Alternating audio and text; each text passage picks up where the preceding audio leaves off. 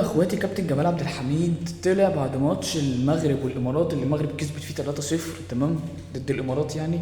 فهو طلع قال لك انا في لقطه ما عجبتنيش، فانا قلت بس هيقول لك المغرب كسبت بالمعلق وش تمام.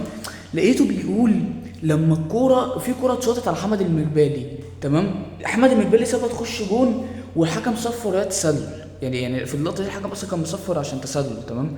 فهو الحارس سابها عادي، فالناس قاعده بتقنعه يا بابا الحكم كان مصفر يا ابويا فعادي يسيبها تخش مش فارقه. قال لهم لا بس برضه ما كانوش يعني ما كان برضه ما كانش ينفع يسيبها يعني. طب افرض راح شاف الفار يا حبيبي، طب هو صفر خلاص هو صفر.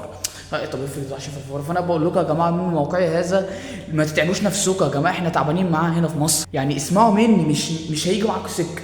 اسمعوا يعني اشتروا مني بقى، هو مش هيريحكم. خش لي بقى لاحمد نبيل كوكا.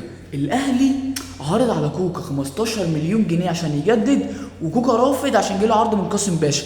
مبدئيا كده انا لغايه من اول امبارح كنت فاكر ان كوكا اصلا بيلعب في الاهلي عشان هو دافع. يعني انا كنت فاكر ان كوكا بيلعب في الاهلي عشان مثلا هو بيدي لاداره الاهلي مثلا بتاع 2 3 مليون جنيه فاهم، فبيلعب.